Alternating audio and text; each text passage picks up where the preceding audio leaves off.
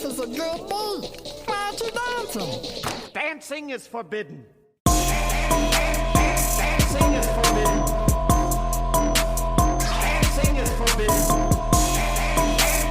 Dancing is forbidden. Dancing is forbidden.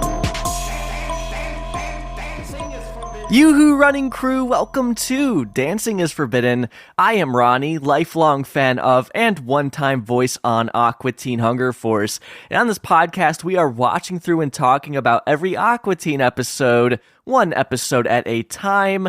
And the episode we are watching through and talking about this week is Season 4, Episode 13, Car Wash. I am Carl Brain. No, Carl's Brain. I am Carl Brain. No. Different Carl, okay? Car Wash making its official Adult Swim debut on March 25th, 2007. And this is an episode with some history behind it in terms of its airing history. We'll get more into it later, but the short of it is that the episode did debut in a rough state at the end of 2006, but then it officially aired in March of 2007. So we're going with 2007 for our pop culture segment, because why not? Let's jump ahead a little bit, and that making this the only Aqua Teen episode to debut in 2007. So I don't think I saw this one when it officially aired. It's possible I did, but I don't remember. But I think the first time I saw it was in 2008, because a girl I was dating at the time, I've mentioned her many times on the podcast, her dad had the Aqua Teen DVDs. He was a big fan. And so around the time that DVD came out, she showed it to me. And I mentioned this in Hand Banana because that's when we watched Hand Banana, a Dickisode, and I think we watched Car Wash. And I really liked this one. It felt more in line to earlier Aqua Teen to me, which is what I was more familiar with at that point. It felt more like a Season 2 episode as opposed to Dickisode and Hand Banana, which are much more about kind of pushing the boundaries of Aqua Teen. This one, more focused on my man Meatwad. We got some good Carl moments and some good moments from the other Aqua Teens as well. Just a solid episode, one I've been excited to dive into on the podcast since we started doing it here. So today we'll be diving into the history of this episode. I have a little bit of correspondence from Aqua Teen co-creator Dave Willis and Aqua Teen art director Bob Pettit here. And I'm also going to be telling you how I stole Jim Fortier's glory. Well, it wasn't really my fault, but I stole his glory. He is the voice of Carl Jr. here. I did him dirty. I feel bad about it. We'll get into that and so much more. But as always, we've got some other stuff to talk about first. Except we kind of really don't. I really don't have any Aqua Teen news for you this week. There's not a whole lot going on. But there is something I want to tell you about. I found this amazing article over on Medium.com. It was written by Ruben Medina. And I think the way that Medium works is like anybody could publish there. So Ruben is just like this huge fan of Aqua Teen, I take it. This article is 6 things that writers can learn from the creators of Aqua Teen Hunger Force. And I was blown away by this. It's very well written. To give you some headlines from it, the first point is draft without judgment. The second point is find value in what's rejected. And the third point is find inspiration in day-to-day life. There are 3 more points here, but there's so much great supporting text to this. I thought it was one of the best written things about Aqua Teen I've ever seen. And the sources here are just top tier. Ruben's pulling interviews from the guys from Vulture, from the AV Club, from Collider. Ruben even pulled from an interview from this podcast called Dancing is Forbidden. I've never heard of it, but it sounds like the host on this is really sexy. So Ruben, great job with the sources on this. Yeah, Ruben doing an awesome job here. I don't know how to reach out to Ruben to say this. I can't remember my Medium login, so that's why I can't just drop a comment here. But Ruben, if you're listening, great job. I wish I could find this person on social media, but definitely check it out if you're a writer. Even if you're not, it's just a great piece pulling all these sources from Aqua Teen and just written with love. Check it out. So want to tell you about that really quickly, just from me to you. This is our last episode of Season 4 of Aqua Teen. So I wanted to say, hey, thanks for sticking around for another season. Excited to keep on going with the show. This is considered the end of the golden era of Aqua Teen. We'll see if that's true or not. I know there's some really great episodes to come in Aqua Teen, so we're not done with the fun episodes yet, but wanted to say thanks again. But all right, let's jump into 2007 here. What the heck was happening when Car Wash debuted? Living in a sewer and trying to kill a rat all the way to the top of the box office this week, we have TMNT. That stands for Teenage Mutant Ninja Turtles, if my research here is correct. That film's bringing in $24 million this week. And the film has a 6.2 out of 10 on IMDb and a 36% on Rotten Tomatoes. It doesn't seem like that great of a film. So I jumped in and was seeing where TMNT superfans would rank this film amongst the other Teenage Mutant Ninja Turtle movies. And this one typically resided around the middle, maybe towards the top a little bit more, but it didn't seem to be a lot of people's favorite. But it didn't seem like the worst Teenage Mutant Ninja Turtles movie, and I haven't seen any of these movies, so for all I know, that's not saying a whole lot. I don't really know. But checking the IMDb reviews, though, I found it interesting that the written reviews were actually pretty positive that people who saw the film, had to say about it. The tagline on this one is "Raising Shell" in 2007. I fucking hate that. I hate that tagline.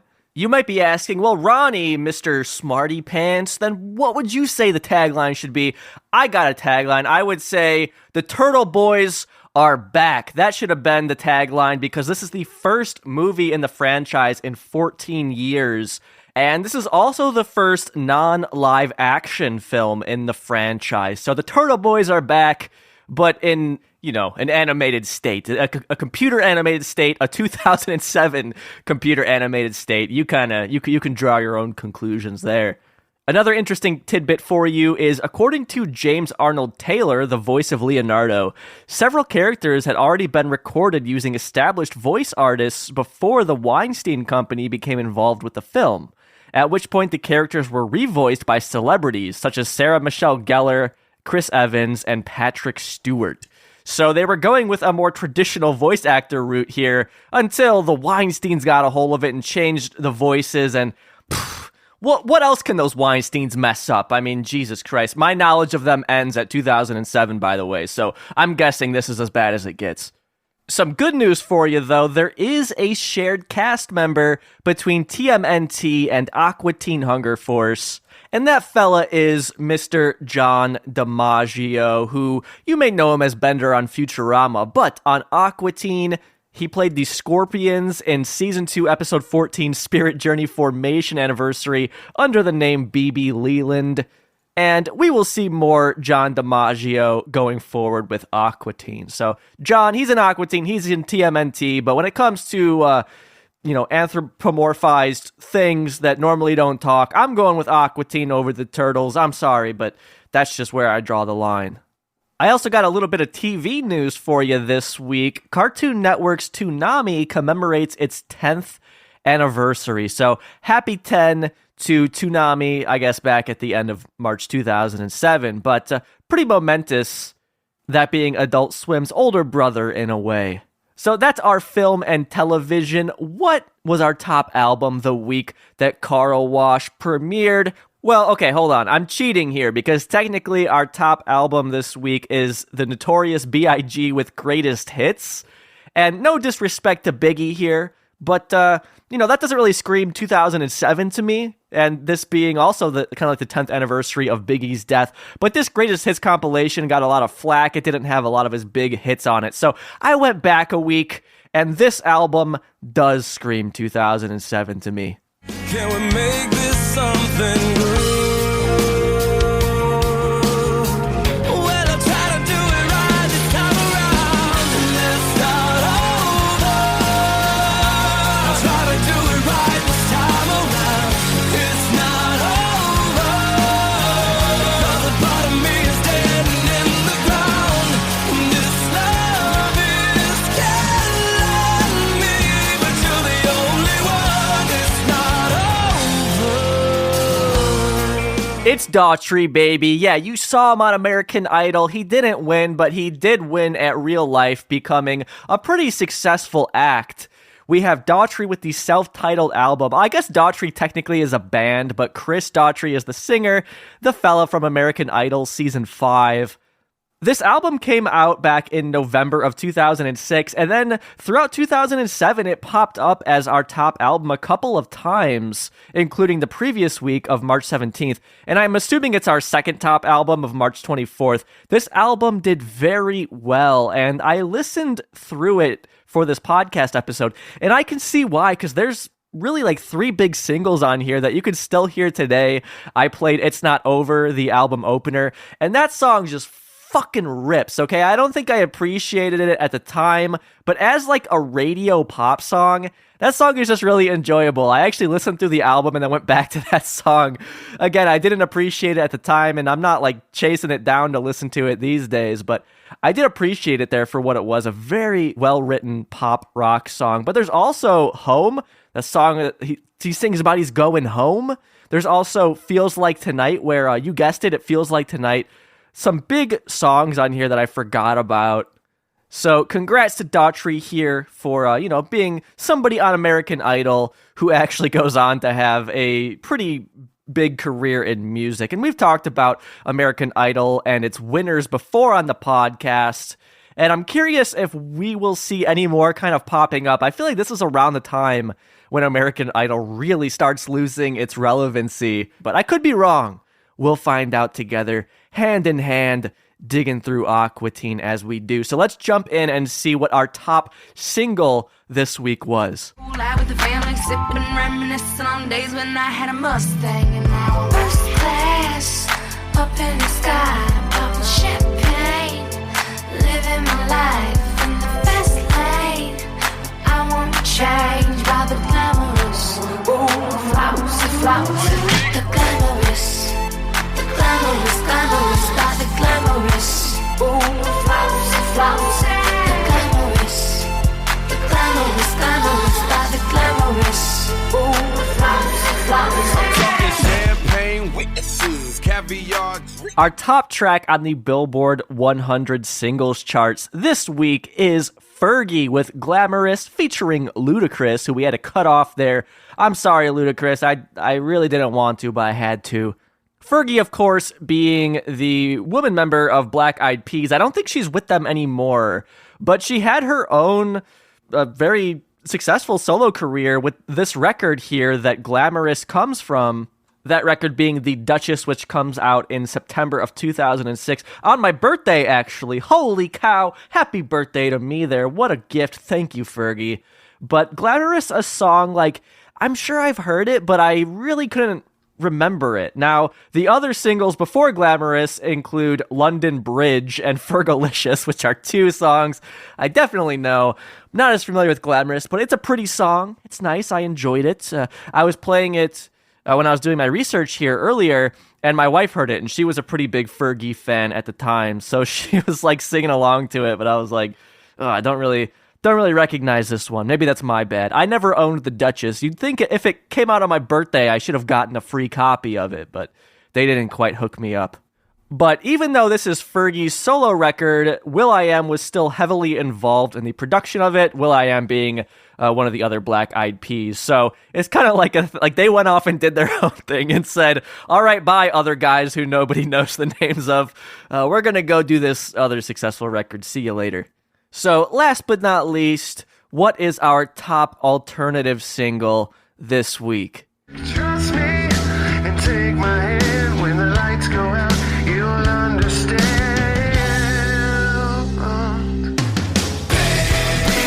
Without love, can't get enough. Like it rough, 'cause I'd rather feel pain than nothing at all.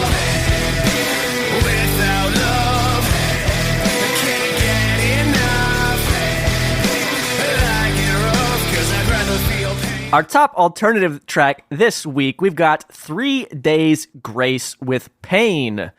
And surprisingly, I don't entirely recognize this song. I know who 3 Days Grace are, but I don't know. I don't know. This doesn't really ring any bells hearing this song. The song is called Pain, and the lyrics, they're talking about some pain here, and a standout lyric is, I'd rather feel pain than nothing at all. And at first when I heard that, I eye rolled so fucking hard, I did a little Eskimo kiss on the front of my brain there, give myself a little tickle. But then I looked into the lyrics a little bit more. I guess this is actually about the singer's his addiction to painkillers. So in that context, I actually don't mind the lyric for how cheesy it appeared to be, because in that instance, yeah, he's saying, all right, these painkillers are all fine and dandy, but you know what? They're not good for me. I guess I'd rather feel the pain than be numb to everything on pills. And that's today's lesson on this podcast. Don't get addicted to painkillers. So 3 Days Grace rocking out there, doing their thing. Hey, someone's got to do it. So that is our music this week. Moving on to our video games. First of all, I have some general news here for you. 6 days before Carl Wash premieres here in its final state, a little website called Justin.tv is launched. And you're asking, who's Justin? I don't care about him.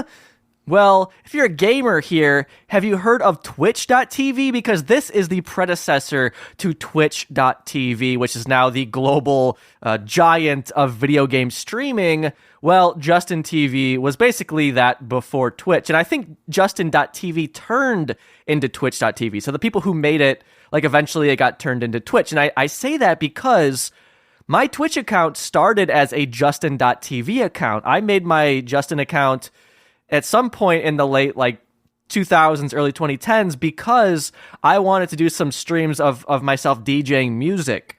And that was like the site to do that at the time. There was no Twitch, nowhere else really had any live streaming. And I feel like such a goddamn old person saying that. But it was the truth. Live streaming is it's not new, but in its current form of actually being able to stream stuff at high quality, it's pretty new. And this is the birth of that back in 2007. Justin TV's going up, and I think it was focused on video games, but there was a lot more going on there as well. So Justin.tv, what games coming out this week can you be streaming on Justin.tv? Well, I'm seeing Cooking Mama Cook-Off is coming to the Wii this week. I'm sure that's a good one. I don't recognize a lot of the games here. We have kind of a hefty list, but none of them are ringing any bells, except for Stalker Shadow of Chernobyl comes out just 2 days before Carl Wash here. And I played a bit of that game when I was doing some streaming on Twitch. One of my viewers bought me this game because they wanted me to play it. And I played through some of it, and it was fun, but it's pretty difficult. Basically, it's a post-apocalyptic Eastern European setting kind of game. There's zombies that you're kind of fighting with, but you're also fighting with military people and things like that. A pretty unforgiving game, but I did enjoy what I played of it until I got kind of fed up and stopped playing it. But until that point, it was a good time and something I probably would go back to. And this is kind of topical because in 2024 here, as I record this, they are making Stalker 2, Heart of Chernobyl. So they're making a follow-up to this game all these years later now. Holy smokes. I can't help but notice the title is different. It's not Chernobyl, it's Chornobyl. What does that mean? I don't know. I guess I'll have to play the game and find out when it releases. But the only game I'm interested in right now is Stalker 3, Heart of Chernobyl. That's a little global grilling joke for you. This is an Aqua Teen podcast after all. So there it is, a little taste on our lips. We're wetting our whistles with some 2007 pop culture. Now, Colon Movie Film for Theaters comes out just a month later, and if you're a patron, we covered that back in 2022, so I already went over the pop culture for that week over there, so this isn't really our first time getting into 2007, but boy oh boy is it nice to do it. But alright, it is March 25th, 2007, and you're me, you're young Ron, back in 2007, 13-year-old Ron, and at this point, I'm sorry to tell you, 13-year-old ladies in northeastern Illinois, back when this episode of Aqua Teen came out, young Ron's off the market at this point, all right? I've got my first girlfriend at this point, and we've been dating for over a month now, and I remember I asked her out online on MySpace first, and she said yes, but then I just felt bad about that. I'm like, that doesn't seem right. So eventually I asked her officially in person, too, this being back in February, And she said yes as well. So hooray, good on me for doing that. Although I think I said, will you go out with me? Which is a bad way to ask somebody out. But I remember this being days before Valentine's Day. So it was kind of awkward. Like, oh, well, do I get her a gift? I don't know. It just seemed like too soon to do that. I don't think I ended up getting her anything. Or maybe I did. I might have like written her a note or got her something small. Because like we just started dating a couple days before that. But it's all right. She gave me a little teddy bear. You might be thinking, well, Ronnie, you piece of shit. She got you something. You didn't potentially get her anything. Well, don't worry, because I remember that teddy bear, and she told me this up front. She got it previously for her ex-boyfriend because they just broke up not that long beforehand. So I guess kind of a rebound there, but it's all right. We were together, I think, for almost 2 years because we started dating in 7th grade and then we broke up like halfway through freshman year of high school. And when I say we broke up, she broke up with me. But the reason I'm saying this is because she was my best friend for a long time, and this is the same girl I mentioned at the beginning of the podcast and who I've mentioned on this podcast a few times now as she was the one with the dad who was the Aqua Teen fan. So it was because of her I got to see Colin movie film for theaters. It was because of her I got to see like these episodes of Aqua Teen because I didn't have these DVDs. Like I didn't have the money for that, but her dad did, so we got to watch them. But also, she was the first person I was really good friends with who I had a ton of things in common with, like Aqua Teen, but also we both loved music. She played guitar, so it's because of her that I really got into playing music and taking music seriously, and just all sorts of stuff. So, point being, this was a very exciting time in my life when this episode of Aqua Teen came out. Lots of new experiences, lots of great memories, but unfortunately, no memories of watching Adult Swim on this night. I must have been too busy changing my MySpace profile song or something. So what am I missing on Adult Swim this night? First of all, I want to tell you, we've got a few Colin movie film for theaters advertisements that are playing throughout this past month or two, hyping up the film that comes out in April. No surprise there. So our night starts at 10 p.m. We have Futurama with the episode Jurassic Bark. This being, for me, a very, very classic episode of Futurama. It's the one where Fry has this dog that, like, you know, in Futurama, Fry is from the past. So we see this dog in the past, like, waiting for him to come back after he gets trapped in a, like a cryogenic freezer thing or whatever the storyline of Futurama is. The point being, this episode made me cry so much as a kid. A classic Futurama episode, but not a new one because that came out in like the early 2000s. So moving on, at 10:30 p.m. we have Family Guy with Bill and Peter's Bogus Journey. Got some Bill Clinton in that episode, this being a new one for Adult Swim. At 11 p.m. we have Robot Chicken with the Book of Corin, or Corrine or whatever. We've talked about that on the podcast, so it's not a new one. 11:15 p.m. we get this episode of Aqua Teen Hunger Force with Carl Wash. Of course, a new one, or at least we'll get into it. A new one in its final state here. 11:30 p.m. we're back to an old one with Metalocalypse Death Fam. After that, 11:45 p.m. a show that I love, Tim and Eric, awesome show, great job with new episode Abstinence. And this episode, we've got some Aqua Teen alums. We've got David Cross, Will Forte, two powerhouses right there. This is the one where David Cross is like a pizza delivery boy, and there's some blonde chick, and they're like mirroring a porno or spoofing a porno, basically. But it's just very strange, very Tim and Eric with the whole pizza delivery boy aspect. Also, the great Maria Bamford is in this one. Love me some Tim and Eric. Excited to cover it on the Patreon, so I'll shut the hell up there. At midnight, we have our last new episode of the night. We have Saul of the Mole Men with What's Happening Down There. Don't know much about it. Something tells me there's not going to be a lot of demand for that one on Patreon. So moving on, the rest of our night, these are not new episodes, but some great shows. At 12:15 a.m., we have Moral Oral with Pleasure. 12:30 a.m., Frisky Dingo with XPO. 12:45 a.m., an old one here, C-Lab 2021 with Chickmate. And then 1 a.m., Home Movies with Brendan Gets Rabies, a fun episode. 1:30 a.m., Space Goes Coast to Coast with Anniversary, and 1:45 a.m., The Brack Show with Hippo. So a bit of a classic Adult Swim lineup here. And I think in Ezekiel I was talking about how, oh yeah, you know, at the end of 2006, we have kind of a newer Adult Swim lineup. But here, Adult Swim's not forgetting about their classic shows. They're bringing them back. Brack shows here, Space Ghost, Home Movies, C-Lab. You can't complain. A solid lineup. I'm not mad about it, and I would be even less mad if we jumped in and talked about Carl Wash. So let's go do it. Check it out. Check it out, y'all. Check it out. Check it out.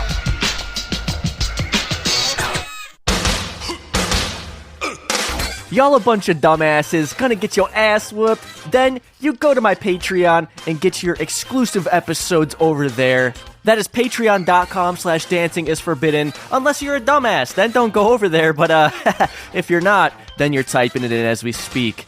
And you know who typed it in previously in the past? This is a historical document here. We have Liv and Tegan signing on in the past. And now it is the future where I say, thanks for doing that. Appreciate any support on the podcast. Your support directly helps me make this podcast, allows it to continue. Do you like that Aqua Teen as a podcast? Oh, well, yes, I do. That's why I'm still listening this far in. Well, then, goddammit, put your money where your mouth is, and your mouth is on patreon.com/dancingisforbidden. Tastes good, doesn't it? Yeah.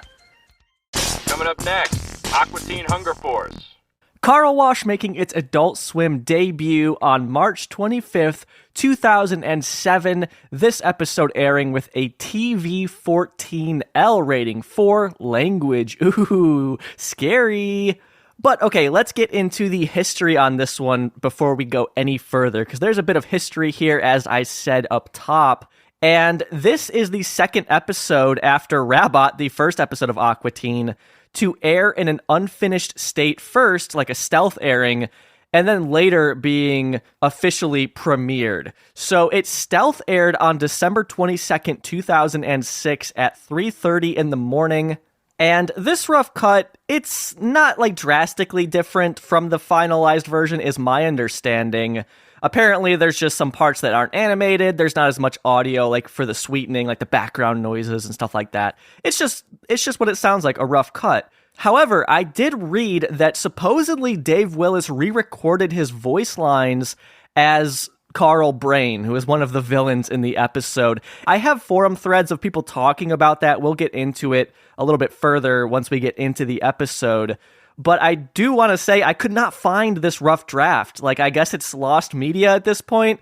It's probably sitting around on somebody's dusty old VHS tape somewhere, but I couldn't find it online, and I also was scrubbing through commercials from that time to see if I could find a commercial for Carl Wash, and was not able to. So, a bit of a bummer, but we do know a tiny bit about it. Worth mentioning also about the airing of this one is that apparently it was supposed to officially debut on January 7th of 2007, but that ended up not happening. And there is a rumor that it also aired on January 21st in its rough state, but there's no confirmation of that. I've seen people discrediting that. So just a couple extra trivia bits to throw in for you. Who's on this episode, though? We've got the usual suspects: Carrie Means as Frylock, Dana Snyder as Master Shake, Dave Willis as Meatwad, Carl, and Carl Brain, one of the villains, and then Mr. Jim Fortier as Carl Jr., who is Carl Brain's son.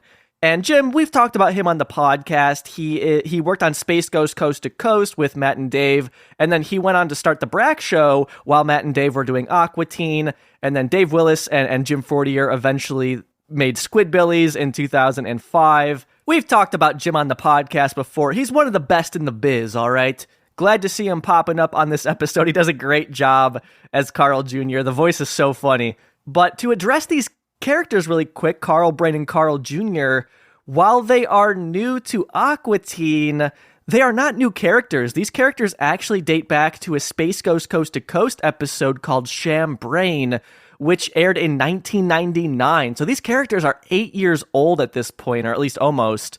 And Dave and Jim played them in that Space Ghost episode, and they're reprising them here in this Aqua Teen episode. So these characters are not new.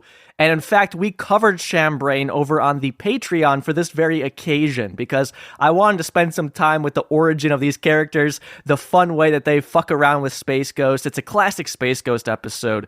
So if you're a patron, go check that out. I'm not going to get too much into the history of these characters because of that, because we spent an hour talking about them over there. But I wanted to mention it here, and that is the reason that if you have the Volume 5 DVD, which is the DVD set that this episode is on, they also include the Sham Brain episode of Space Ghost, because it's the same characters in both episodes. So very cool. The last thing I got to say about this one, on the ones and twos, we have a double duo here. Yet again, Mr. J. Wade Edwards and Ned Hastings are rocking on this one. When you see Jay and Ned, you know you're in for a good time, and that is what we are in for. So let's jump into Carl Wash here. We open in on a scene we've never had before. Lil Meatwad here, he's looking for a job. So our establishing shot is in the Aqua Teen's living room. Meatwad's on the floor with a newspaper. He's got a blue ink pen, and he's on the newspaper here. We can't see any of the text. There's no images on it. But we see there's a lot of circles on the newspaper, and then some of them are crossed out, X'd out. And Meatwad's looking for a job. Master Shake is sitting on the green chair in the living room. The TV's off, so it's funny that I guess Shake is just sitting there watching Meatwad do this. And they're going to have some discussion on Meatwad's job hunt. Hey, here's one. Looking for dollars? Are you gullible and stupid as hell? You may qualify to be part of our dangerous experiment. Bring your resume, wallet, social security, ATM, and all credit cards to Carl's Car Wash. Minorities need not apply, or we gonna sue your balls to the wall. That sounds promising. That job is perfect for you. So a batshit insane job description here. I like that the employer, they're going to sue any minorities that try and apply. And Meatwad says that's perfect. You would think that Meatwad qualifies as a minority, but I guess not in this universe, especially once you see who owns the car wash here. But Shake being very supportive here of Meatwad. I can't help but notice Meatwad circled 10 things on this newspaper that we can see. He crossed out 2 of them, that leaves 8. And the one that he's reading from is a circle right in the middle of the page, so I guess he came around to the center. Maybe he started at the top, went to the bottom, worked his way to the middle. Why not? Isn't that how you're supposed to read Japanese manga? I'm not really sure. I remember I was a kid and I was hanging out with a friend from school and he was reading One Piece and he tried to show me how you read it. I'm like, I'm out, dude. Fucking, what is this shit? Whose idea was this to read all topsy-turvy? It's like I'm in an episode of Pee-wee's Playhouse. I like seeing Meatwad, job hunt in a newspaper, something that probably still happens today to some extent, but not quite as much. Like, I don't know, I haven't seen a newspaper in like 7 years, but I have to imagine there are still jobs listed in them, but this certainly is not the main way of getting a job these days. Nowadays, you go on Indeed, you sign up for job notifications, then you ignore all the emails in your inbox about them because you know you're not going to get that job. But that's the exact opposite for Meatwad here because, baby, he's getting that job. I love the way that this is just cut because we go from Meatwad looking for a job to now just boom, he has the job. Like, we don't see him apply, we don't see that whole process, which I wish we could. I would love to see that onboarding process with these brain characters. But regardless, we then cut to outside of an old dilapidated car wash. It's kind of off in the distance, and we have Meatwad down by the side of the road, and there's not even a sidewalk or anything. It's not like he's downtown somewhere, just on the street, trying to get people to come in on the sidewalk. He's like on the side of like a freeway, basically, trying to catch people's attention as they zoom past him here. It's very dangerous. Meatwad's out there with his jam box, and at first he's dressed up kind of like the Statue of Liberty. He has the hat, the torch, and the tablet thing that it's holding. I don't know. He's got those, and he's trying to convince people. Eventually, he'll start to do his thing here, and he will turn into some different shapes. You know that Meatwad can do that. You saw it in the intro to the episode. They haven't really played with Meatwad turning into things this season a whole lot, so it's fun to see it here, that kind of throwback to earlier Aqua Teen episodes when he did it a bit more. So he'll do some shapes in front of the old dilapidated car wash on the side of the freeway. You know this is going to go well, right? Oh, come on. Get your car wash on. Come on. Get your car wash. Get it on. Come on, get your car wash on. Say. Wax on, wax off. Hot dog. We want you to get your car washed.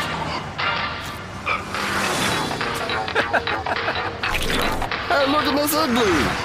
Now go on and get your car washed. Come on, y'all. Somebody get a car wash. Thanks for the beverage. Meatwad, report to brain quarters. Meatwad, report to brain quarters. Oh, shoot. I'm in it now. So that is Meatwad getting called over to brain quarters over the PA system. I'm surprised the PA works on this building because, again, it's so run down. During that scene, too, somebody out of their car, they throw a cup at Meatwad, hitting him in the face, gets some soda on his face. But Meatwad, he's an optimist. He thinks they're just giving him a drink or something. The person driving also yells jackass, and it's clearly some audio from Carl. This being the same jackass that we heard just 3 episodes ago in Bart Oates. Enjoy San Francisco, pansy. I hope you tear your ACL, jackass! Jackass! Obviously, I don't think it was supposed to have been Carl. It did not look like Too Wicked driving past, but a fun little connection there. Meatwad here, presumably he's in trouble. He's getting called by his boss to come inside. Before we head inside, though, I want to let you know that the music that Meatwad was dancing to is called Hard Work Song. It was composed by Martin Cook. And as always, thank you to Video Killed the Radio Star for finding that over on YouTube. And there will be a link to all of these production songs in the description to this episode. So check it out if you want to hear these songs in their full form. So Meatwad is going to be inside of the rundown car wash now. And the inside looks as rundown as the outside does.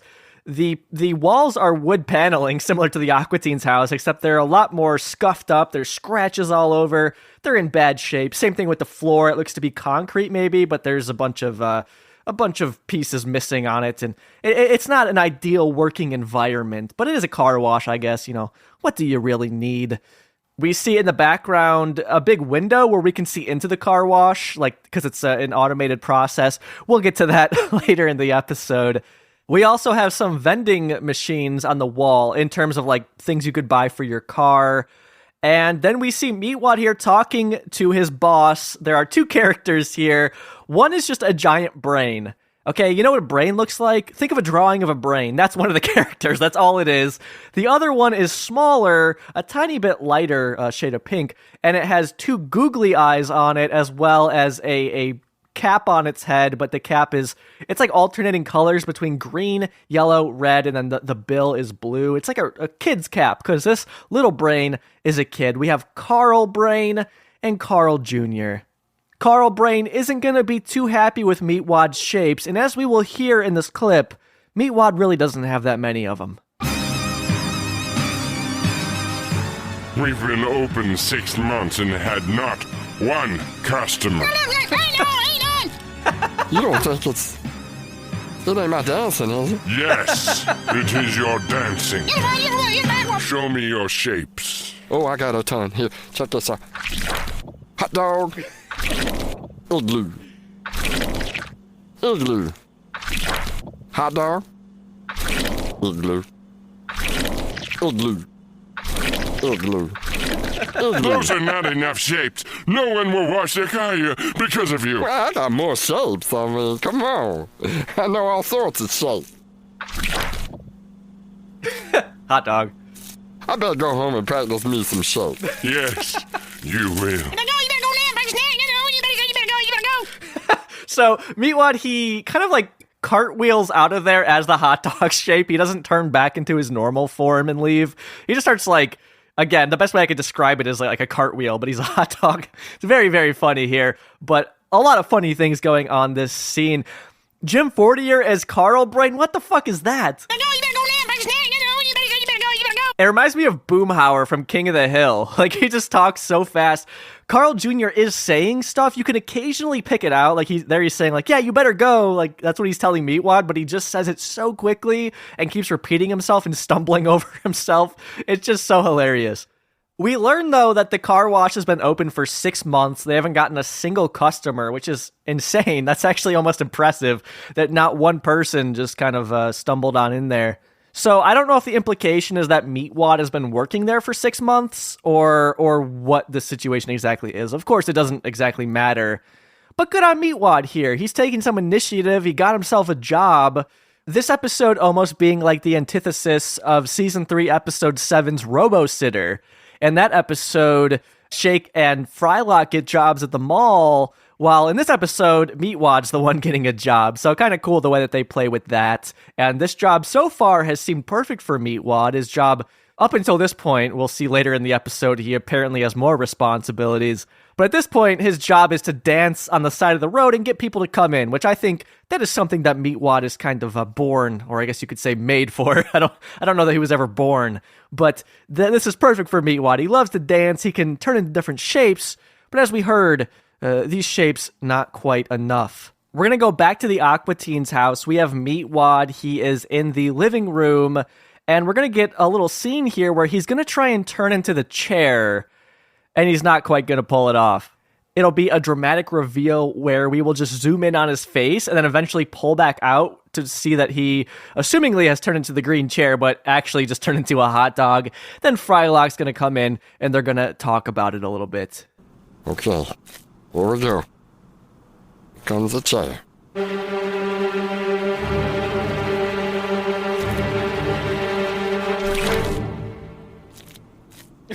Close enough. How you doing, Meatwad? Trying to get into shape. Some other shape other than hot dog or igloo. I can't think of nothing here. You know there's more than just those two shapes. There is. There is. Meatwad is surprised by this. Worth mentioning, you gotta go back to Season 1, Episode 1's Rabbit, where Meatwad turns into the meat bridge. And Season 1, Episode 12, Meatwad turns into a very realistic Wayne Gretzky.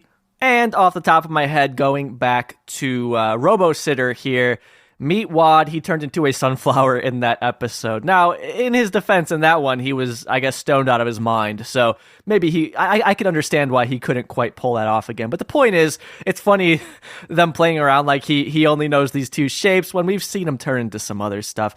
And this isn't the first time he's kind of fretted about his shapes, because back in Circus, he was kind of in the same situation, right? Where Randy the Astonishing is like, okay, turn into Meat Mountain here, and Meatwad couldn't, but he was trying to practice new shapes and stuff like that. So again, here with Meatwad fretting, he's got to figure out some new shapes, and Frylock, he's going to try and help him out. At least for a little bit. So we cut to Frylock's room, and Frylock has a book open full of shapes. He's trying to get Meatwad to turn into an octagon. Meatwad, he's just going to turn into a hot dog, and then Shake's going to come in, and then Meatwad's going to turn into an igloo, and that's kind of the gist of it. Frylock's going to get fed up and leave, but Shake's going to stick around. He's going to help Meatwad out, but it's going to cost him. Let's try this one. An octagon. Oh, yeah. Like that Chuck Norris movie. That ain't Chuck Norris. Yeah, it's not an octagon either. Hey, do Octopussy. Oh, like this here. That's what I'm talking about. There you go. Wow. You know what? I gotta go take a dump. Oh, no, all these shapes just freaking hurting my kidneys. Why can't people just like me for me? But sadly, no one does. Not even the president.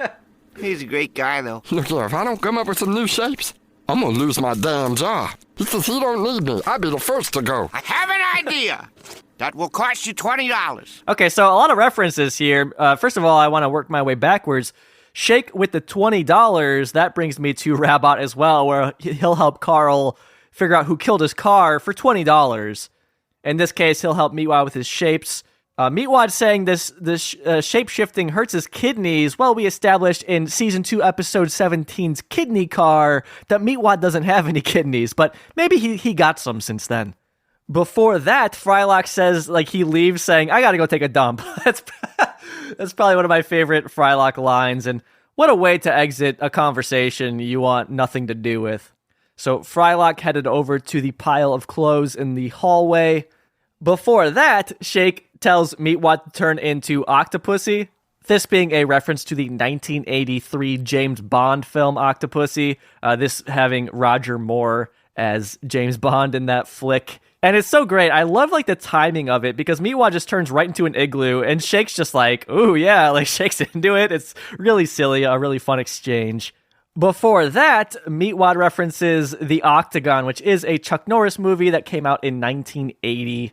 This movie with a 5 out of 10 on IMDb and a 25% on Rotten Tomatoes doesn't seem too hot, but it's probably a decent time. I mean, it's Chuck Norris. You can't go wrong with him. Or maybe you can. I don't know. I don't know if I've even seen a Chuck Norris movie, okay? My entire understanding of this man is through memes, but also I did see him in Walker, Texas Ranger a few times, and I think that was okay enough. So the last thing I want to mention at the very beginning of the clip here, do you like how I worked backwards through this?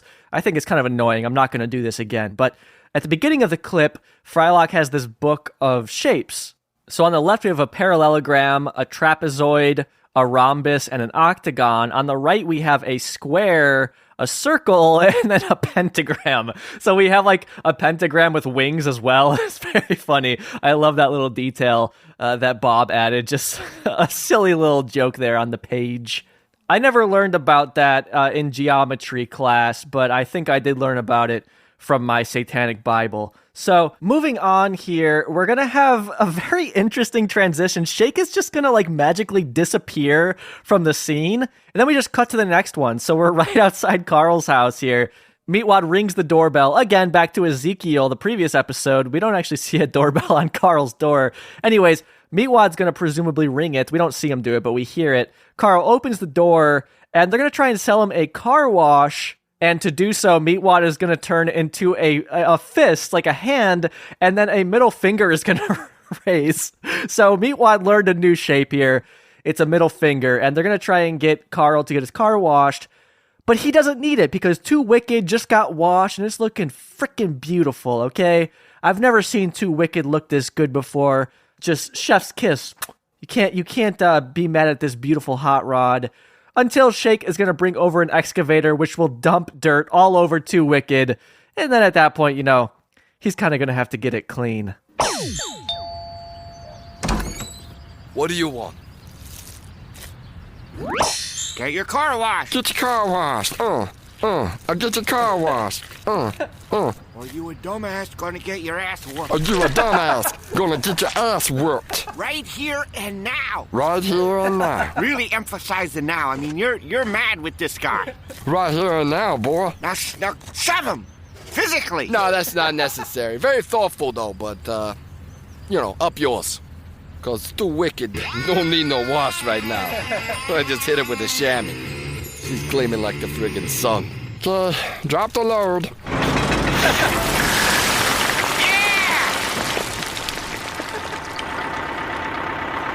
So can I pencil you in for an appointment?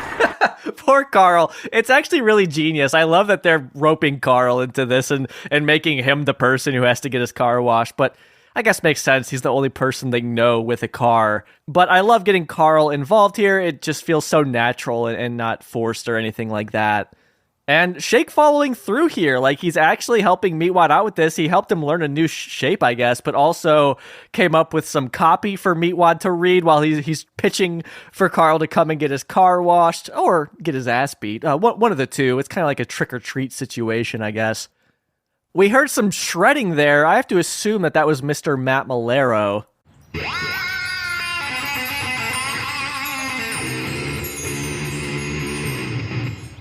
There's no credits in the episode for that additional music, but, you know, he's a shredder, man. It's gotta be him. So, the other thing I wanted to address was the excavator that Shake drives in. Now, for example, we saw an excavator back in Season 2, Episode 12's Total Recall.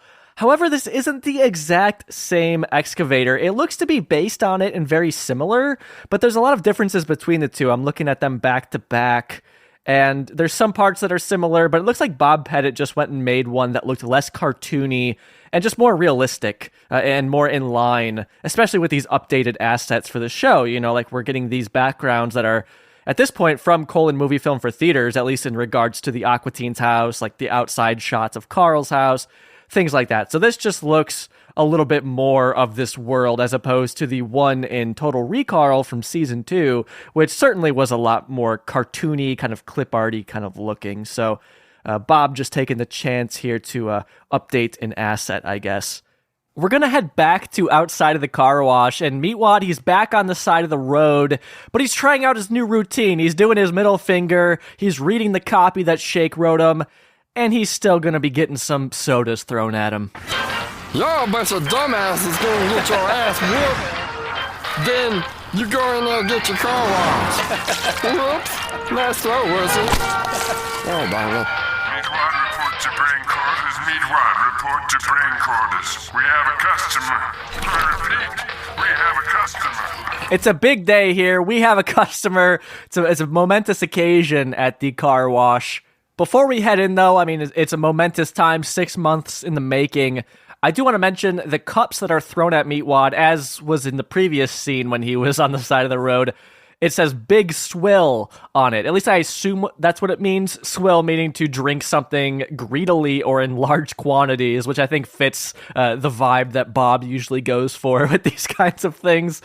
And we see Meatwad's jam box here. I guess Meatwad has to supply his own equipment in these occasions, but I have to guess that the jam box is purely optional, so Meatwad just chose to bring it in from home. But still, I wonder if he's getting any sort of compensation for bringing his own jam box. Not really sure. So we cut inside. We are back like in the main room of the car wash that we were in before, but this time Carl is there, but he's looking a little bit different. He's not wearing his normal clothes.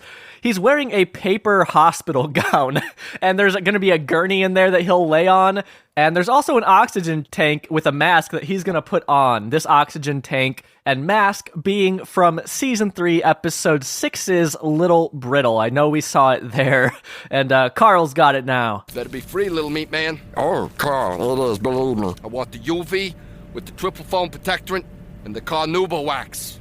The good stuff. You just don't even worry about it. Just sit back on that gurney and, suck from that mask and relax. All right, then. This is very comfortable here. Wearing the paper gown's a little off-putting, but, I'll go with it. This is so fucking dumb. But yeah, Carl, he's got that on. We could see 2 Wicked, because there's like that big window there where you can see the car getting washed. We see 2 Wicked, but notably, it doesn't have the dirt on it anymore. I mean, at this point, it just looks like the normal 2 Wicked. But you could assume that when Carl drove it there, that a lot of the dirt all kind of just rubbed off, but he does want it to be rewashed because he did get it washed previously. And at the beginning of the clip, he says to Meatwad, this better be free. So he assumes it's just a free car wash. So it does make sense to me why he is here, even though his car looks clean. He wants it to be sparkling like it was before Meatwad and Shake dumped all that dirt on it.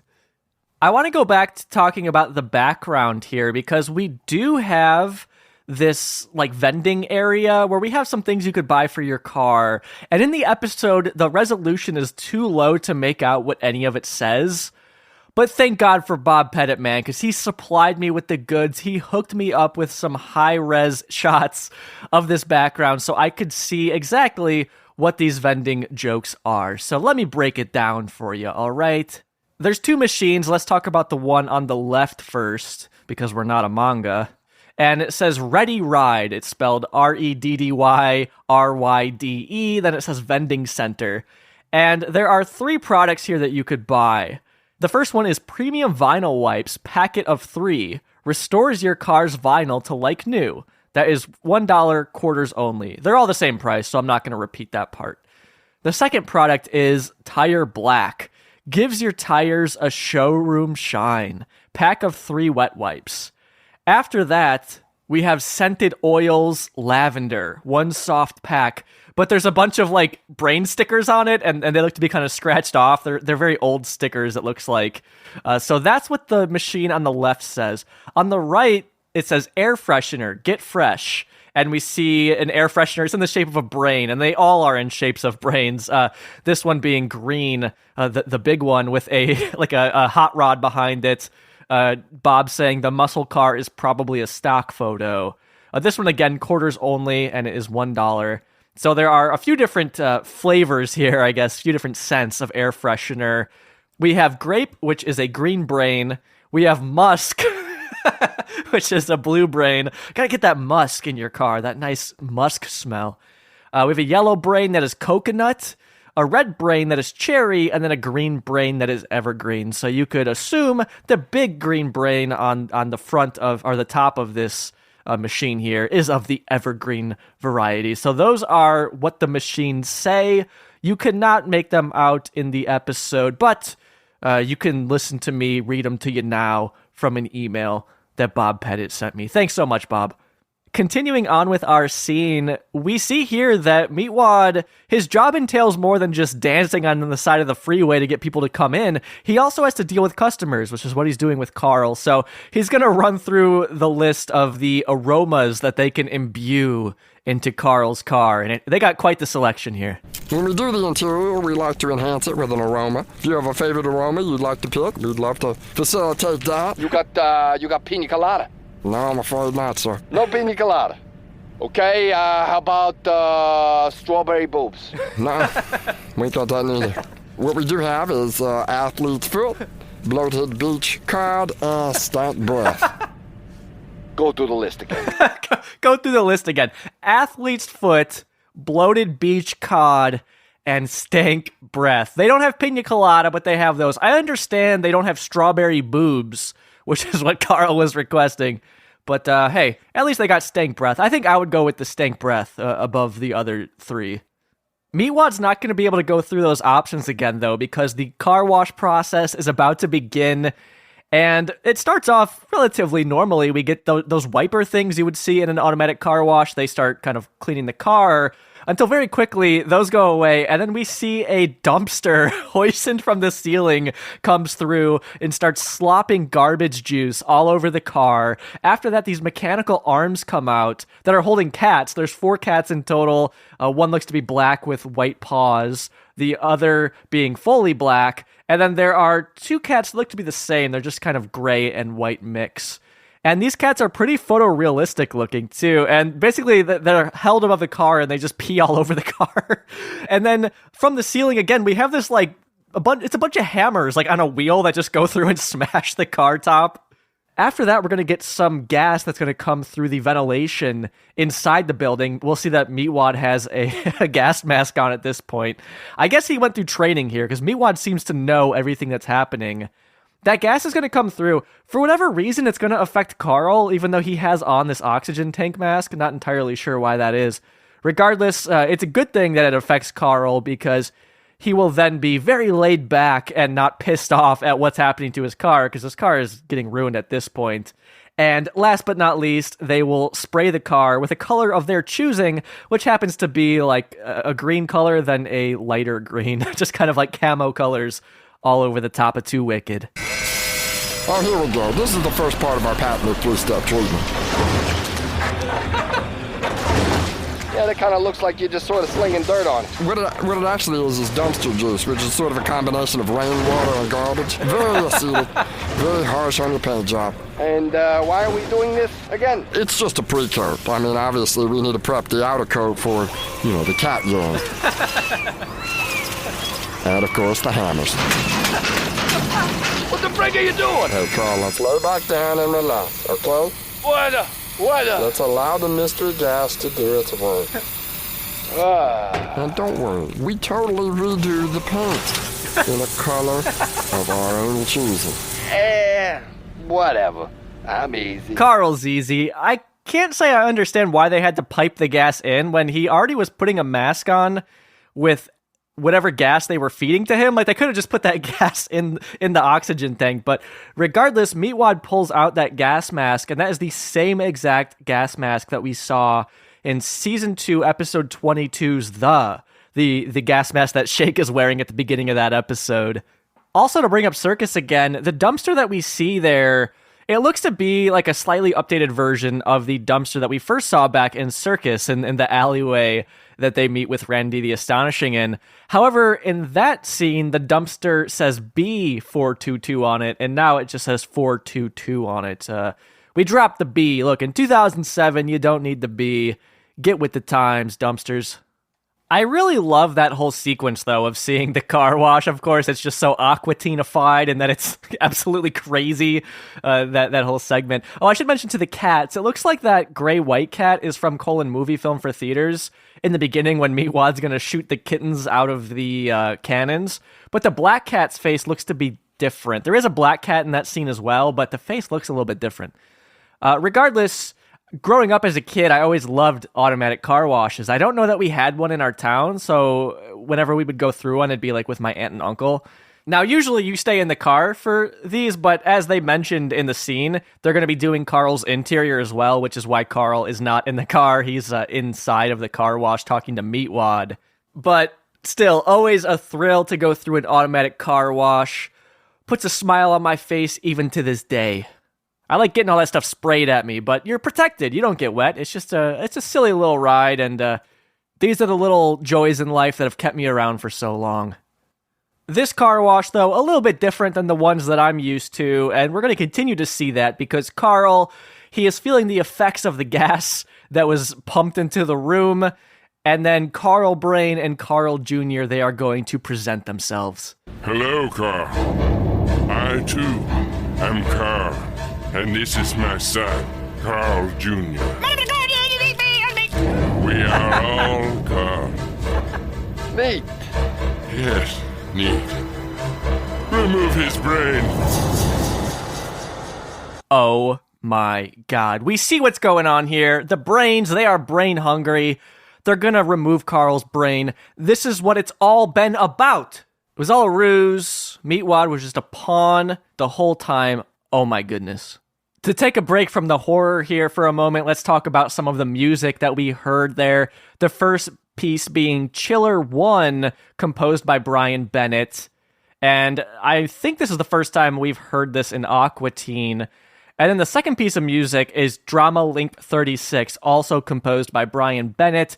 But we have heard Drama Link 36 before in Season 2, Episode 1, Super Birthday Snake, and earlier this season in Hand Banana. So, decent amount of music in this episode. And that tends to be the case with the more horror-heavy episodes of Aqua Teen. Now, this isn't exactly, really horror, but there is some dark stuff going on here, as we will continue to see. So, Carl got his dang brain removed. Do you think that he needs that? And I guess he's kind of like a chicken, and that, like, a chicken, and as long as they have their brain stem, they can still live. Because Carl's still alive. He's just not his normal self. We're in the front of Carl's house now, back in the neighborhood, and Carl's fucked up car is there, and an even more fucked up Carl is on his knees with his brain visibly missing, and he is licking the car. It's a little freaky to me, but not to Shake, because Shake's gonna run up there with a camcorder trying to film this. I wonder if you could get the whole thing in your mouth.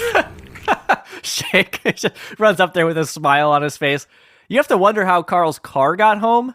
Especially because it doesn't seem particularly drivable right now. But hey, somehow it got back.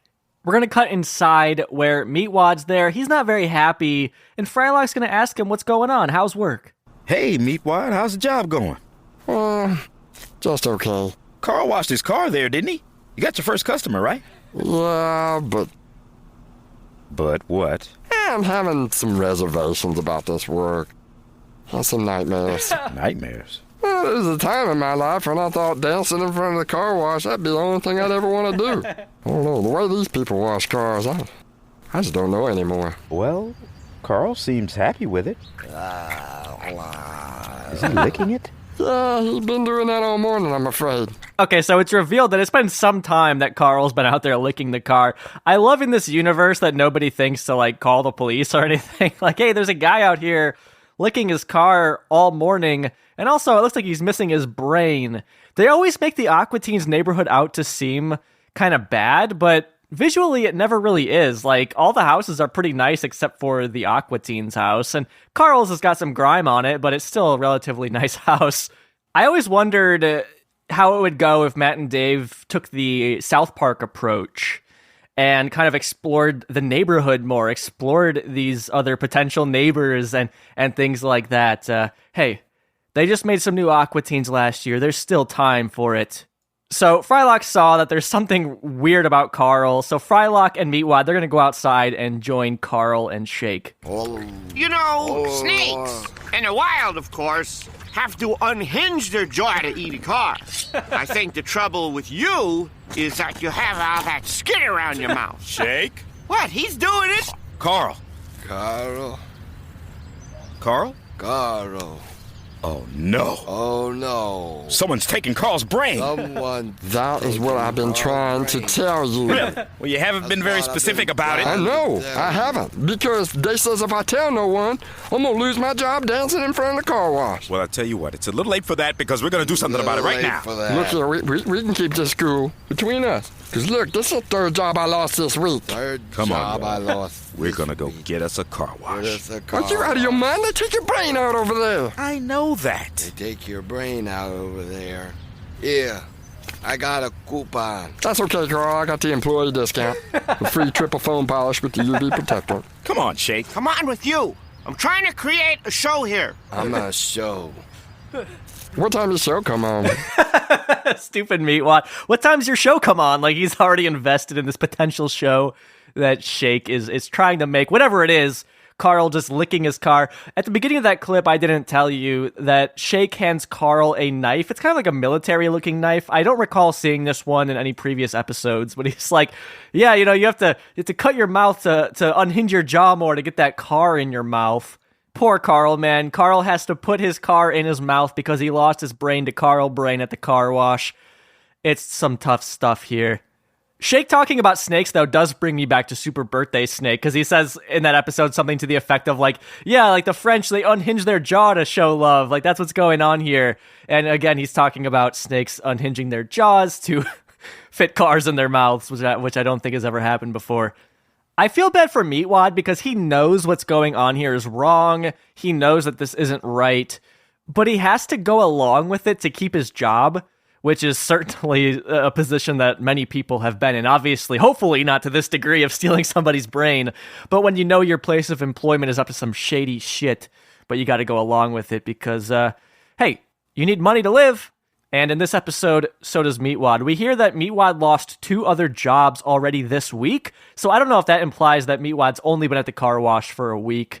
But I have to wonder what those 2 other jobs that he lost are. I'm not sure. Typically, when we hear Meatwad has a job, it's something that he himself is doing, like Ultra Mega Braid. He decided to be a salesman for that. Meatwad's pressure washing business, like he tried to start his own business. But here he is an employee, and it seems like Meatwad does better when he is self-employed, although those self-employed jobs don't seem to ever go that well either. But this episode of Aqua Teen, also not the first Aqua Teen episode to have somebody losing their brain. I am thinking to Season 1, Episode 14's Dumber Days, when Steve gets his brain taken out because Carl's friend Terry hooks Meatwad up with a brain. And hey, since we're talking about things that happened in previous Aqua Teen episodes, we're going to get a classic staple of Aqua Teen episodes, which is Frylock kind of leading the charge to take down a villain in an episode. For example, Season 1, Episode 9's MCP Pants. But we see it all the time, right? I mean, I talk about that on the podcast constantly, that Frylock is usually the driver of change and forwarding the plot in Aqua Teen. That's what's happening here. But before that, we're going to cut to the car wash before the Aqua Teens show up. And we see on the side of the road here, Meatwad's not there, of course, but we do see Carl's brain. So the brain is just laying there on the side of the road, and Meatwad's jam box is there. I guess he's been leaving it at work, and the brains are just using it. Worth mentioning, there are also the big swill cups on the ground. I assume people are throwing more cups at the brain as they drive past. But Carl's brain also has on the Statue of Liberty getup. It has on the spiky hat, and then it has the torch and the tablet. But the torch and tablet are noticeably smaller because it's just a little brain there. And Carl Brain, he's not going to like the job that Carl's brain is doing.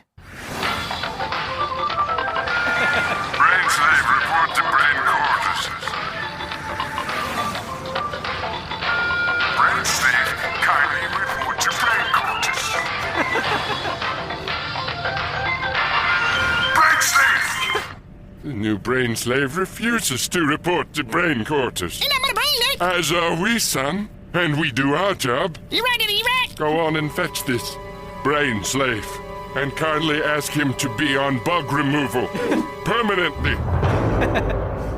Brain slave getting in trouble. He's not very good at his job because, well, he's just a brain. But to that brain, I do want to say that brain is an Aqua Teen OG, all right? That is the brain we saw in Season 1, Episode 5's Balloonenstein, You may recognize it as the leader of Lost Brain Jolies or whatever Shake does. And then it's also the same one that we see in Dumber Days as Meatwad's brain, although it's like decorated with glitter and stuff in that episode. But this is a brain we have seen a few times throughout Aqua Teen, and you know what? We're seeing it again here. Again, I love Jim Fortier's delivery as this Carl Brain Jr. character. He says, "Ain't nothing but a brain, daddy." You're right, Daddy, you're right. It's so fucking stupid.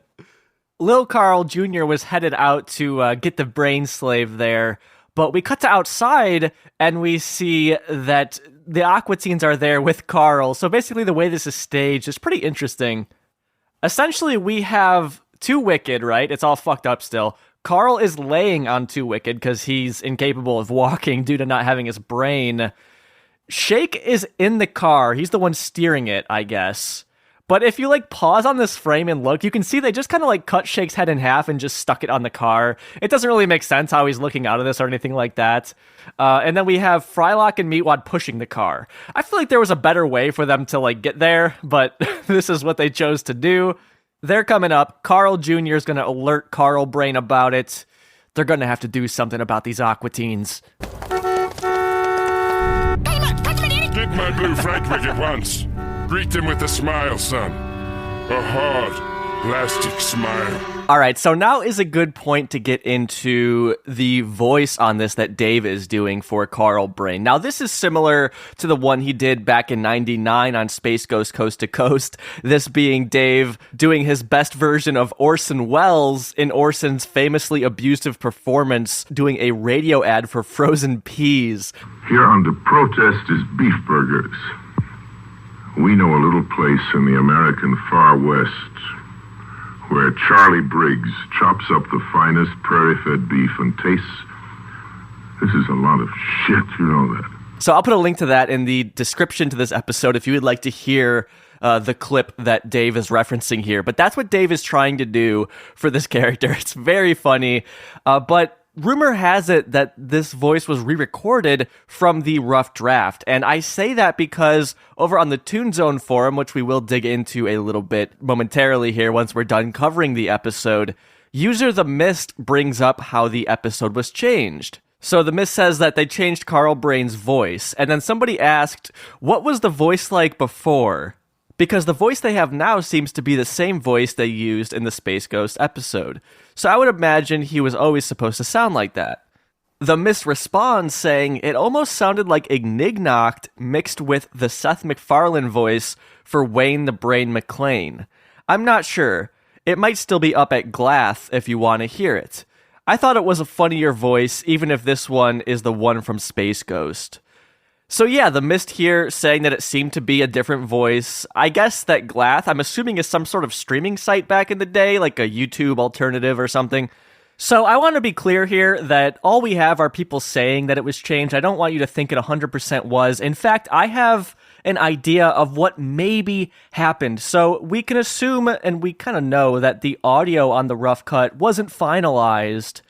Well, it's totally possible that they did something to Dave's voice in the final version that they didn't do in that rough cut, and that's what makes people think the voices are different. In fact, I can hear processing on Dave's voice as Carl Brain. It sounds like they dropped a pitch at least, and I'm sure they applied some other processing. So it could very well be that these processings are what make people think it's a different take.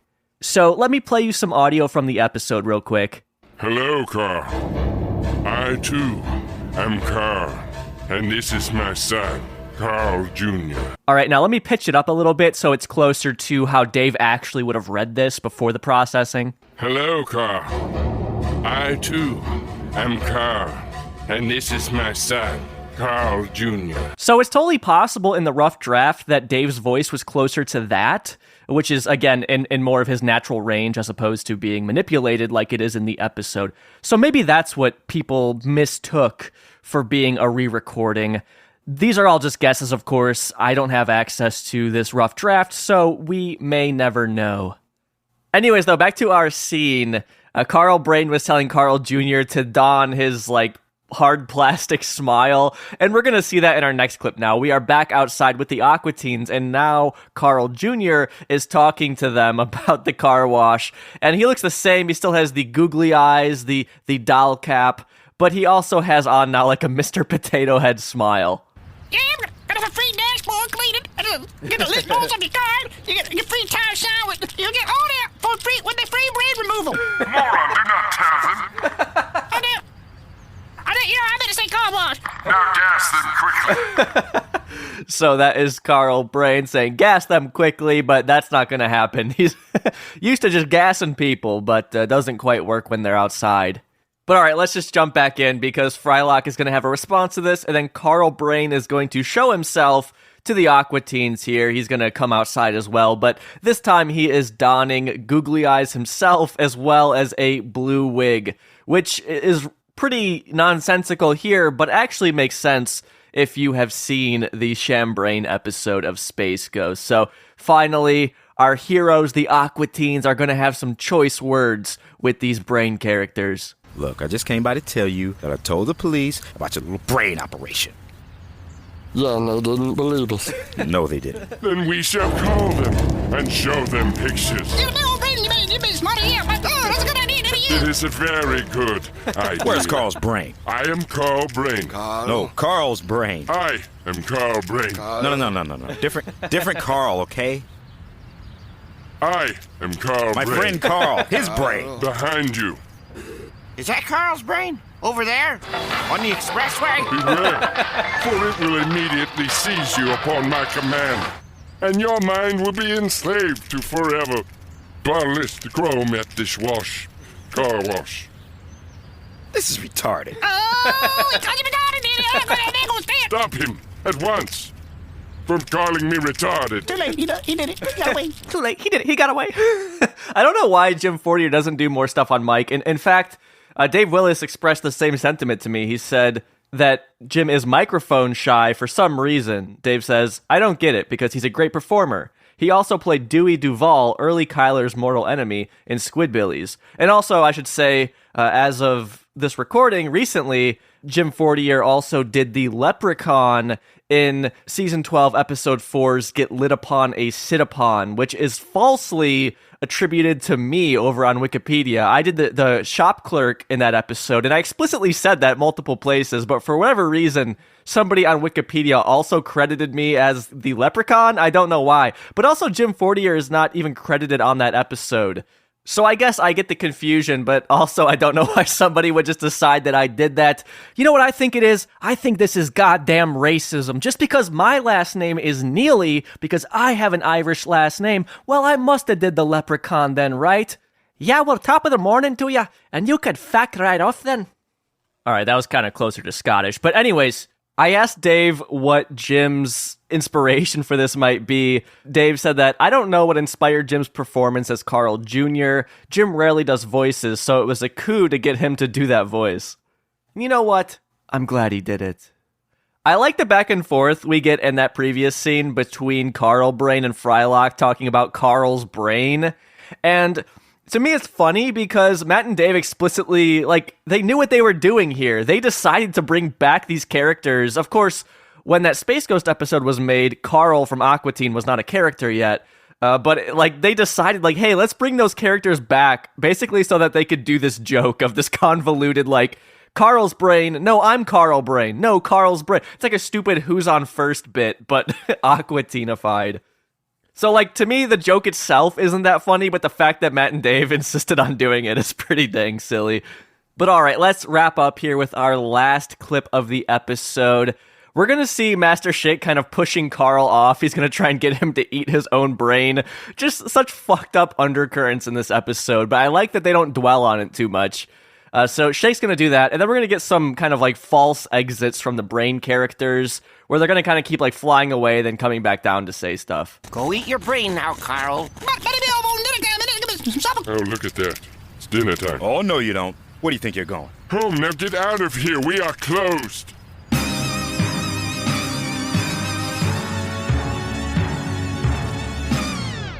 We open at 10 tomorrow.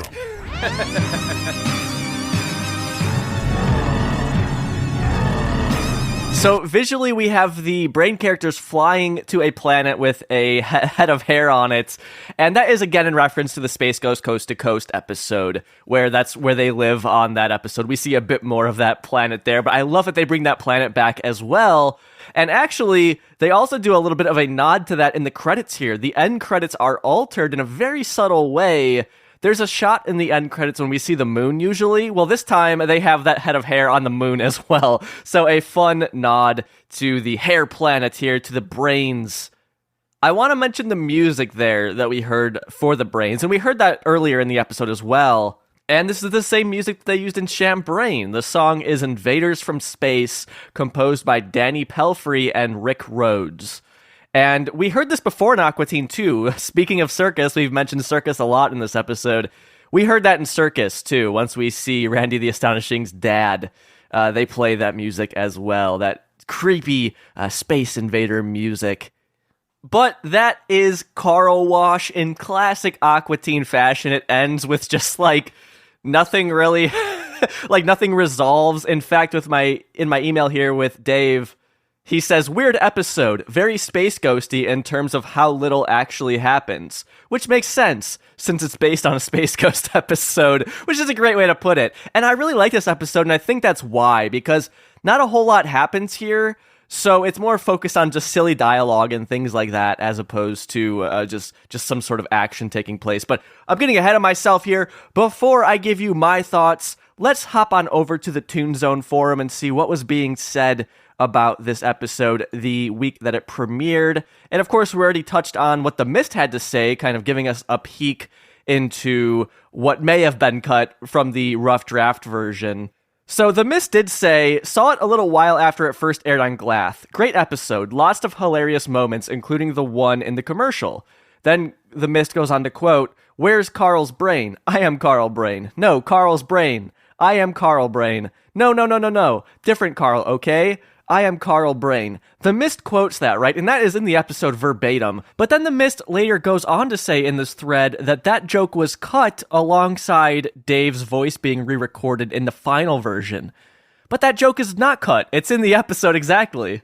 So that kind of knocks some credibility from The Mist. However, I found somebody else mirroring what The Mist says. We have user Digital Pat, who comes in with, I thought this episode was one of the best I've seen in a while, but that was before they changed Carl Brain's voice. The voice made the episode great.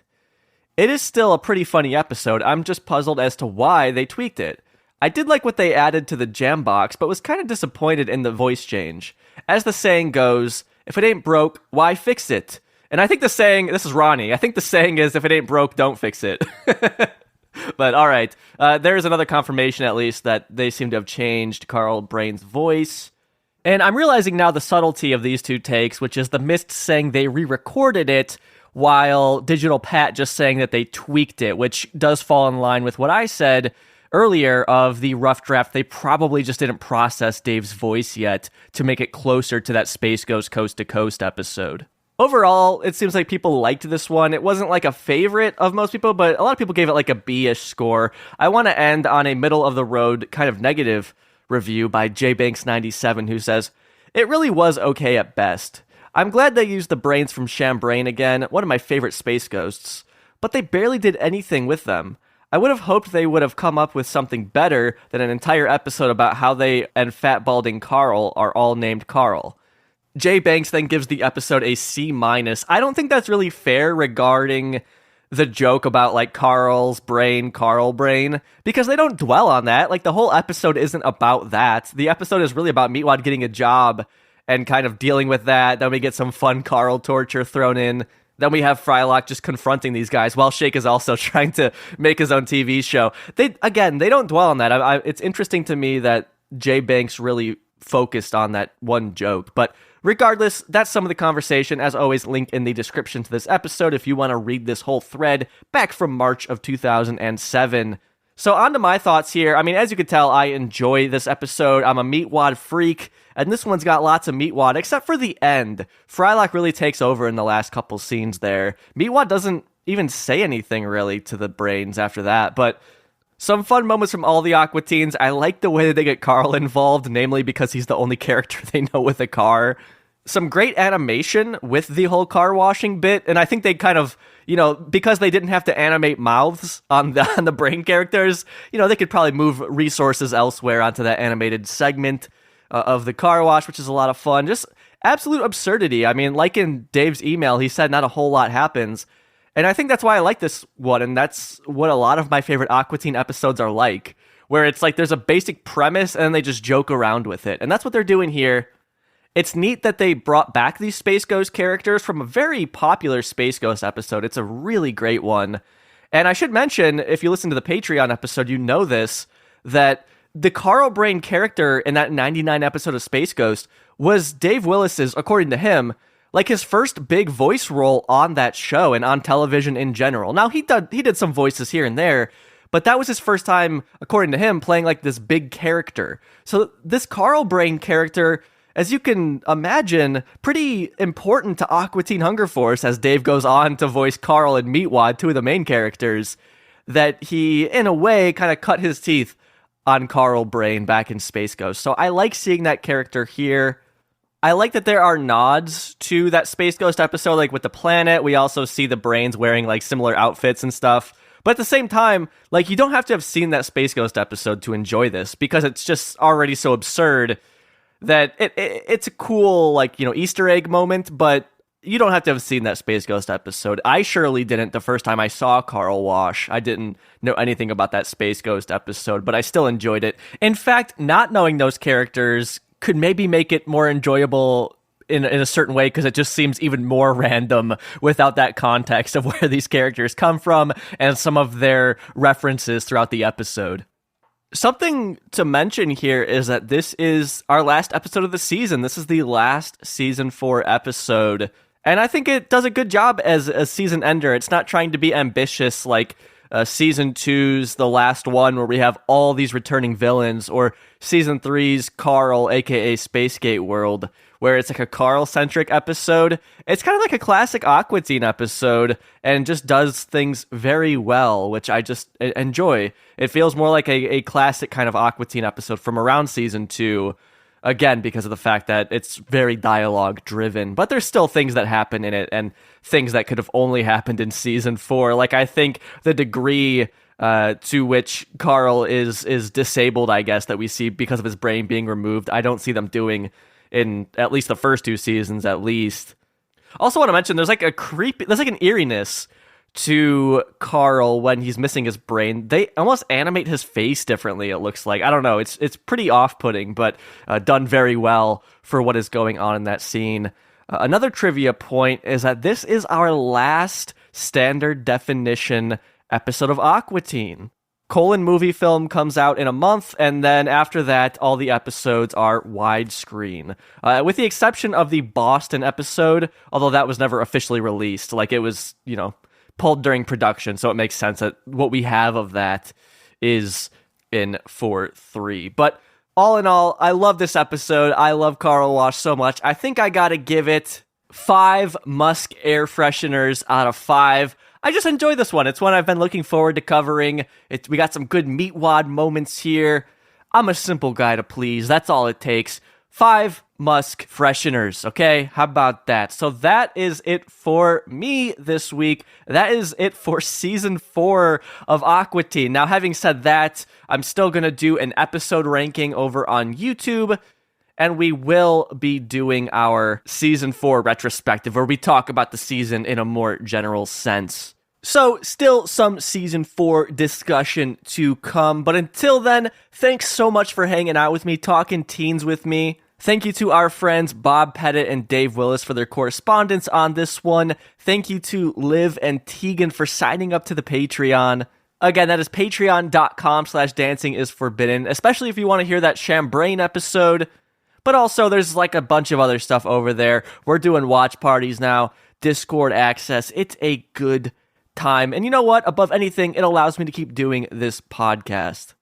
Thanks to everybody signed up over there, including our Highlander Nick. There can be only one!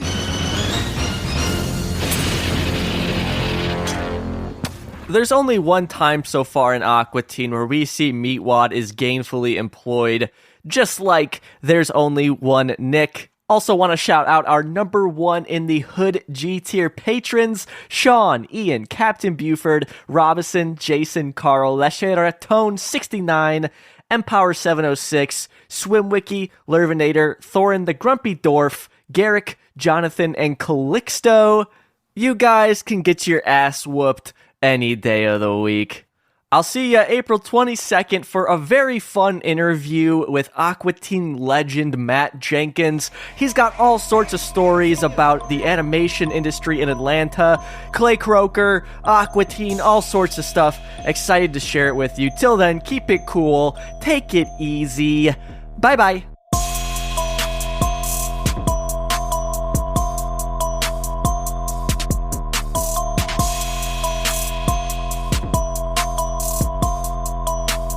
Dancing is forbidden. Dancing is forbidden. All right, so this is Ronnie coming in about 2 months after Carl Wash was released here on the podcast. And within then, supporter of this show, Ian, reached out after he heard the episode saying, hey man, I have the Carl Wash rough cut. So he sent it my way. I was able to go through and finally get some answers on this one. So thank you, Ian, for supporting the podcast, first of all, but also for reaching out with this, because it was such a thrill to dive through this thing, especially when I thought I would never get to see it. So regarding the differences here, there certainly are some specific ones I want to dive into. But a general statement being, there aren't any huge differences here, certainly not as extreme as the Rabot rough cut versus the official Rabot episode, which had different scenes between the two. That's not the case here. As far as I could tell, the animation was exactly the same, and there wasn't really any new story elements or lines or anything like that. But again, there are some differences here worth getting into and some questions answered because of this. The first one that I want to dive into is Dave Willis's voice as Carl Brain. And forum threads at the time were saying that he re-recorded his voice, that the old voice was funnier, and all I could do in the podcast episode was speculate, but now we can get some answers. So first, let me play you the official cut of some Carl Brain dialogue, and then I'll play you the rough cut. We've been open 6 months and had not one customer. You don't think it ain't my dancing, is it? Yes, it is your dancing. Show me your shapes. All right, here's the rough cut. We've been open 6 months and had not one customer. You don't think it ain't my dancing, is it? Yes, it is your dancing. Show me your shapes. All right, very cool to hear this. And if you couldn't pick it out just by hearing, totally fine. But I'm here to let you know this is the same vocal take between the two. It's just that the official version was pitched down and probably modulated and affected in some other way. But these are the same recordings. I was able to line them up and hear. In fact, let me just take the rough cut and pitch it down by 4 semitones for you. I'll play the original rough cut, then I'll pitch it down, then I'll play the official.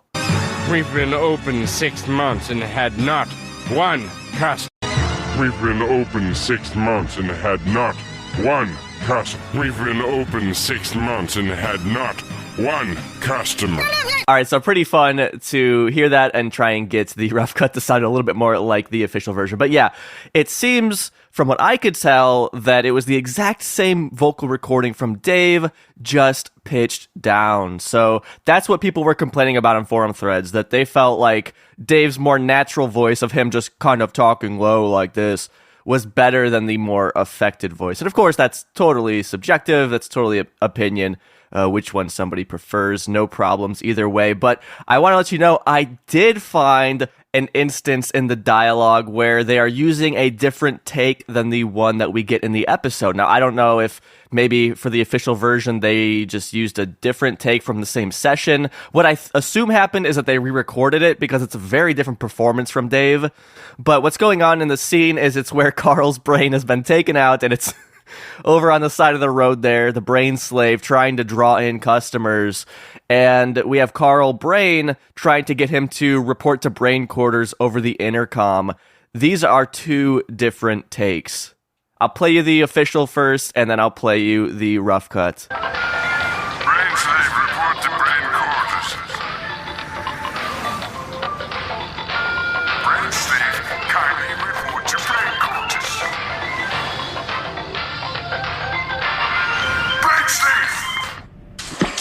slave, report to brain quarters.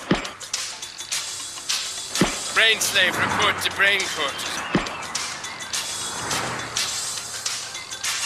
Brain slave. Okay, so we could hear in the official version, the second time that Carl Brain comes over the intercom, he says, "Brain slave, kindly report to brain quarters," which is not in the rough cut. And then the third time in the official version, Carl Brain is like yelling over the intercom. He's angry, and that is absolutely not what's going on in this rough cut. Let me play both of those last intercom calls, because they're just so different from each other. Brain slave. So this was the one instance I could find in the episode where they seemingly replaced some dialogue. You can also hear between these clips that there's like differences in how loud the music is, things like that. That's to be expected for a rough cut, and I'm not going to dwell on those because there's certainly less like background noise, less Foley noise, things like that in the rough cut version. But, you know, I'm less interested in talking about that. Well, maybe I would be in context of this being like a historical thing because it did air on television, but that wasn't their intention. The episode just wasn't done. So I'm more interested in these kind of decision-based changes between the takes. But yeah, I mean, the rough cut version just less interesting in the audio department, absolutely. But there is a difference in the audio department that you could also hear in those clips, and that is the beeping noise that plays before the intercom kicks on. So let me play you the official and the rough cut again. Brain slave. The official is a beeping noise, while the rough cut, it really seems like a placeholder noise. It's like a blip kind of sound. Worth mentioning, though, is that this blip sound does end up at certain points in the final cut. I better say car wash. Now gas them quickly. So that's towards the end of the episode there where we hear that original blip noise, and I have to wonder why. You know, certainly in context of this world that the episode is taking place in, it doesn't make sense why the beeping noise would be gone there. So I don't know if that was their intention or if I don't know. All I can do is speculate, but we can hear that blip towards the end of the episode. So that's really it. Of course, again, thank you so much to Ian for reaching out with this. It was fun to dive through it.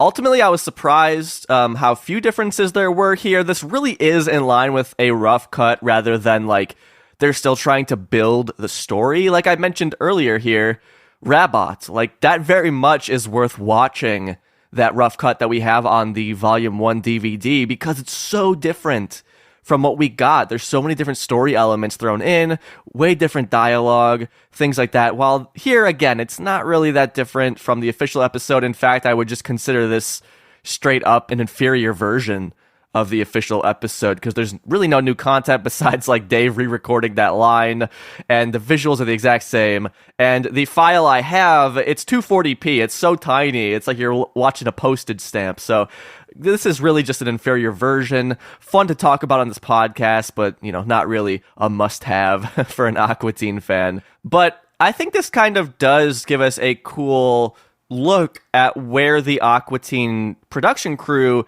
is at this point in 2006 versus back in 2000, given how not different this is from the final episode, because at this point they know how to make the show, they know what they're doing. I mean, at this point they've got like the film under their belt, they're working on the video game, things like that.